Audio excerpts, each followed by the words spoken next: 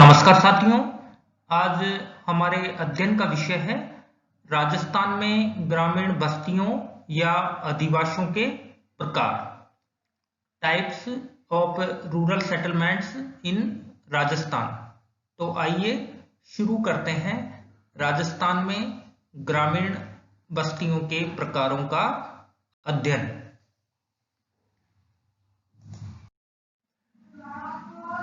ग्रामीण अधिवासों में स्थित घरों की संख्या, उनकी स्थिति और उनके मध्य दूरी के आधार पर ग्रामीण अधिवासों को 4 प्रकारों में बांटा गया है।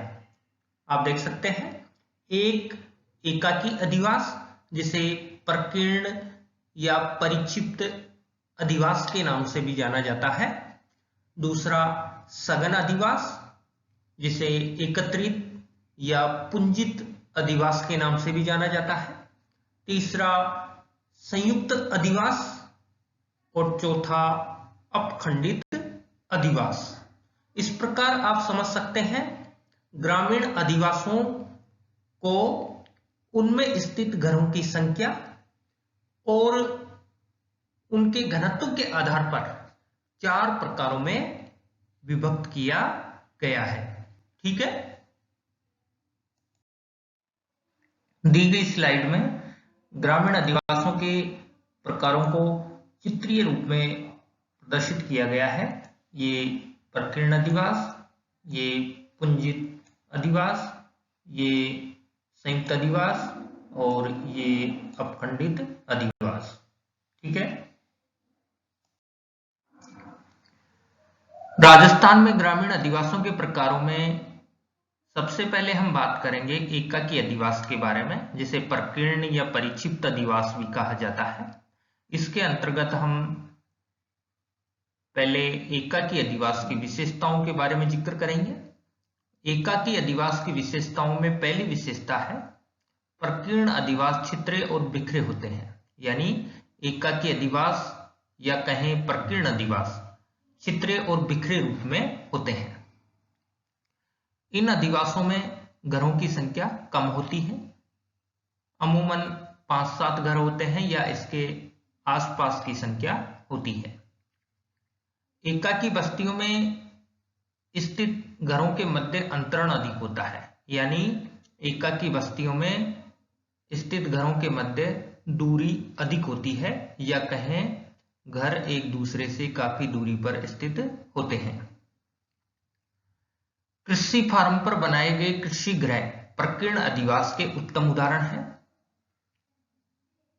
बहुत से लोग अपने गांव को छोड़कर कृषि फार्म पर जाकर घर बनाकर रहने लगते हैं।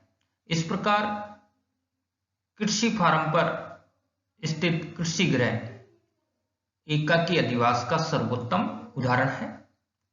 एकाकी बस्तियां सामान्यतः प्रतिकूल प्राकृतिक दशाओं में विकसित होती हैं। राजस्थान में जैसलमेर, जोधपुर, बीकानेर, गंगानगर व पाली जिलों में एकाकी बस्तियों का अधिक विकास हुआ है, क्योंकि ये जिले प्रतिकूल प्राकृतिक दशाओं वाले जिले हैं। और जैसा कि मैंने बताया, एकाकी बस्तियां उन क्षेत्रों में अधिक विकसित होती हैं जहां की प्राकृतिक दशाएं प्रतिकूल होती हैं। ठीक है, अब हम बात करेंगे एकाकी बस्तियों के गुण व दोष के बारे में। जहां तक एकाकी बस्तियों के गुण या महत्व की बात है, तो इन बस्तियों का सबसे बड़ा गुण है ये आर्थिक दृष्टि से लाभदायक होती है। बताना चाहूंगा, जब कोई व्यक्ति या उसका परिवार एक बड़े गांव को छोड़कर खेत में जाकर के बस जाता है और एक एकाकी बस्ती का विकास करता है, ऐसे में वह परिवार अपनी फसलों की अच्छे से देखरेख कर पाता है। साथ ही वह जो प्रतिदिन गांव से खेत आने जाने में जो समय खर्च करता था, उस समय की बचत भी होती है। ऐसी स्थिति में अधिक उत्पादन होता है। इस प्रकार कहा जा सकता है कि प्रकीर्ण बस्तियां आर्थिक दृष्टि से लाभदायक होती हैं, क्योंकि जब वह परिवार कृषि कार्यों में अधिक समय देगा, अच्छे से फसलों की देखरेख करेगा, तो अधिक उत्पादन की आशा की जा सकती है। एकाकी बस्तियों का दूसरा गुण है, इनसे आधुनिक वैज्ञानिक कृषि को बढ़ावा मिलता है। बताना चाहूंगा, जब कोई व्यक्ति बड़े गांव में रहकर खेती करता है, ऐसे में वह परंपरागत कृषि प्रणाली का ही अनुसरण करता है, या कहें वह दूसरे किसानों का अनुसरण करता है और पुराने तौर तरीकों से ही वह खेती करता रहता है। लेकिन जब वह परिवार या वह व्यक्ति अपने बड़े गांव को छोड़कर खेतों में आकर बस जाता है, या कहें खेतों में आकर एक एकाकी बस्ती का विकास करता है, ऐसी स्थिति में वह अपनी स्वतंत्र सोच के साथ कृषि में नवाचार अपनाता है, नए नए तौर तरीके अपनाता है, एक आधुनिक वैज्ञानिक कृषि की ओर बढ़ता है। ऐसी स्थिति में कृषि उत्पादन में बढ़ोतरी होती है और आधुनिक वैज्ञानिक कृषि को भी बढ़ावा मिलता है।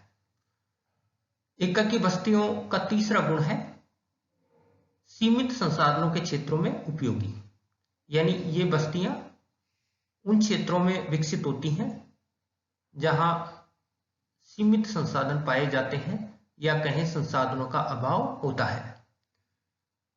अब हम बात करते हैं एकाकी बस्तियों की समस्याओं के बारे में, या कहें एकाकी बस्तियों के क्या क्या दोष होते हैं।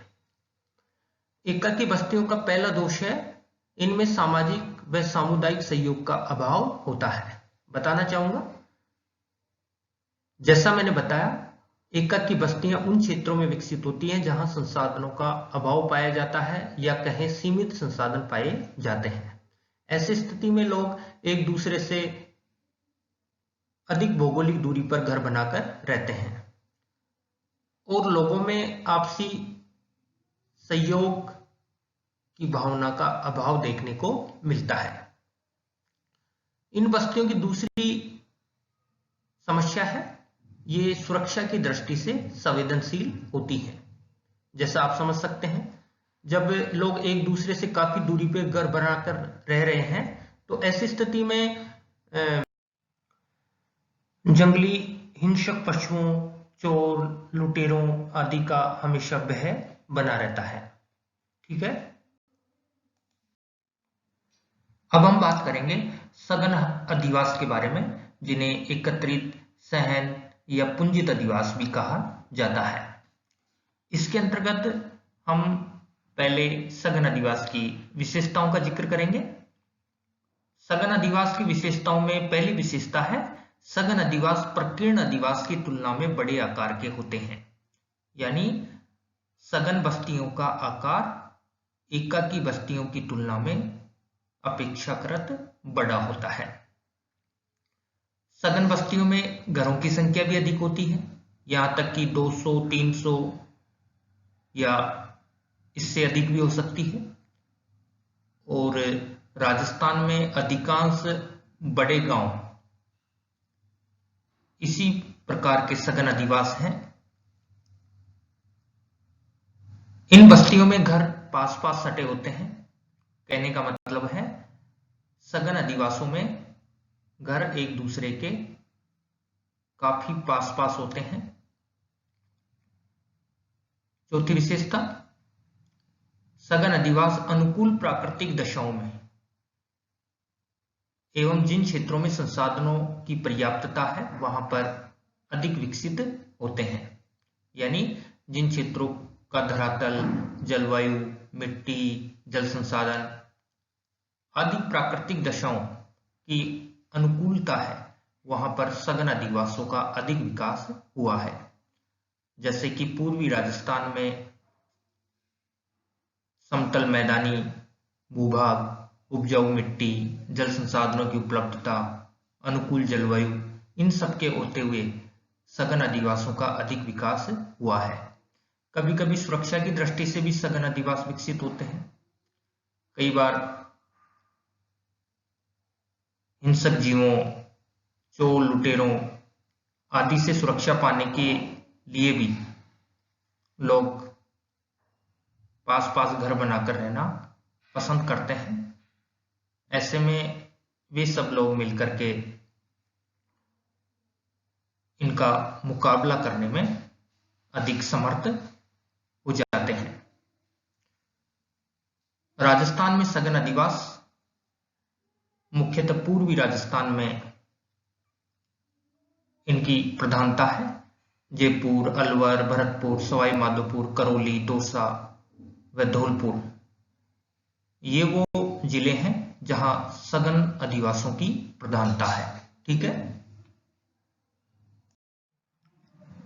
अब हम बात करेंगे सघन प्रकार के ग्रामीण अधिवासियों के गुण व दोष के बारे में।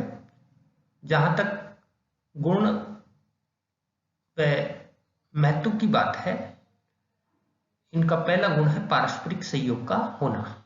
जैसा कि आप सब जान चुके हैं, सघन अधिवासों में लोग एक स्थान पर समूह में रहते हैं।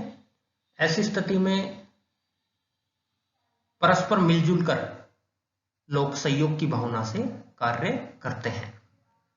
इन बस्तियों का दूसरा बड़ा महत्व है सुरक्षा की दृष्टि से अधिक सबल होते हैं। जैसा कि आप सब जानते हैं, जब लोग एक स्थान पर समूह में रहते हैं तो ऐसी स्थिति में वे लोग हिंसक जीवों, चोर लुटेरों का सामना करने में अधिक समर्थ होते हैं। सघन अधिवासों का तीसरा बड़ा महत्व है सामुदायिक महत्व। बताना चाहूंगा, गांव में त्योहार, मेले व अनेक सामूहिक कार्यक्रमों का आयोजन सामुदायिक रूप से ही संभव हो पाता है।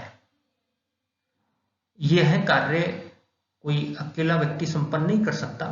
सभी लोगों की भागीदारी से ही मेले, त्योहार व सामूहिक कार्यक्रमों का सफल आयोजन संभव है। अब हम बात करेंगे सघन अधिवासों की समस्याओं के बारे में, या कहें दोष के बारे में। पहली समस्या है सांस्कृतिक प्रदूषण को बढ़ावा। बताना चाहूंगा, जैसे जैसे बस्ती सघन रूप लेने लगती है, उस बस्ती में सामाजिक सौहार्द बिगड़ने लगता है। लोगों में लड़ाई झगड़े, आपसी कलह होने लगता है। कई तरह के सामाजिक अपराध भी पनपने लगते हैं।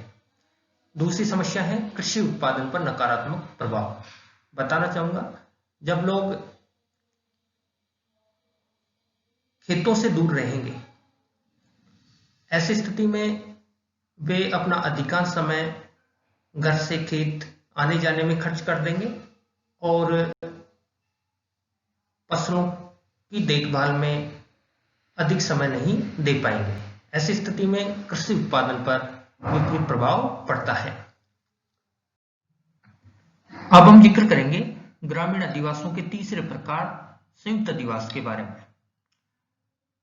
जैसा कि नाम से स्पष्ट है, संयुक्त अधिवास में एक मुख्य गांव होता है जो सघन रूप से बसा होता है, और उस मुख्य गांव के निकट ही कुछ पूर्वे, जिन्हें ढाणी भी कहा जाता है, वो स्थित होते हैं। ये पूर्वे मुख्य गांव का ही अंग होते हैं। इस प्रकार एक संयुक्त अधिवास एक पूर्वायुक्त ग्राम होता है। ठीक है, समय के साथ ये पूर्वे, या कहें ये ढाणियां, मुख्य बस्ती से मिल जाते हैं, यानी विकसित होते होते मुख्य गांव व ढाणियां आपस में मिल जाते हैं। जहां तक इन पूर्वों या ढाणियों के विकास की बात करें, तो इनका विकास ऐसी स्थिति में होता है जब गांव के कुछ परिवार अनेक कारणों से अपने खेतों में बस जाते हैं या फिर मुख्य गांव में, जिसमें धनी या शासक वर्ग के लोग निवास करते हैं, जबकि सामान्य लोग, श्रमिक व मजदूर मुख्य गांव से कुछ दूरी पर ढाणी बनाकर रहते हैं। ऐसी स्थिति में संयुक्त अधिवास अधिक विकसित होते हैं। ठीक है। पश्चिमी राजस्थान के बीकानेर, मोलासर, रतनगढ़, नावा, रूणीचा, फलोदी आदि में संयुक्त अधिवास अधिक देखने को मिलते हैं। जयपुर जिले में भी फागी स्थित रायपुरा, किशनपुरा गांव, फुलेरा स्थित काचरोदा गांव संयुक्त अधिवास के उदाहरण हैं। ठीक है। अंत में हम बात करेंगे अपखंडित अधिवासों के बारे में। जैसा कि नाम से स्पष्ट है, अपखंडित अधिवास यानी ऐसे अधिवासों को ना तो हम प्रकीर्ण अधिवास कह सकते और ना ही सघन अधिवास कह सकते। अपखंडित अधिवास में अनेक घर एक दूसरे से अलग अलग व कुछ दूरी पर होते हैं। मतलब अपखंडित बस्तियों में घर एक दूसरे से अलग अलग व कुछ दूरी पर होते हैं। बस्ती के किसी हिस्से में घर एक दूसरे से कम दूरी पे, जबकि किसी दूसरे हिस्से में घर एक दूसरे से अधिक दूरी पे, यानी कहीं पे घर अधिक दूरी पर तो कहीं पर कम दूरी पर स्थित होते हैं। लेकिन ये सभी घर मिलकर के एक अधिवास या बस्ती का निर्माण करते हैं और ऐसी बस्ती को अपखंडित अधिवास कहा जाता है। अपखंडित अधिवास सामान्यतः ऊंची नीची भूमियों, कम उपजाऊ भूमियों, बाढ़ग्रस्त क्षेत्रों और नदी के डेल्टाई क्षेत्रों में अधिक पनपते हैं। जहां तक राजस्थान में अपखंडित अधिवासों की बात करें तो राजस्थान में मुख्यतः दक्षिणी राजस्थान में खासकर भील जनजाति के क्षेत्र और इनके अलावा चंबल नदी के किनारे अपखंडित अधिवासों का अधिक विकास हुआ है। ठीक है। धन्यवाद।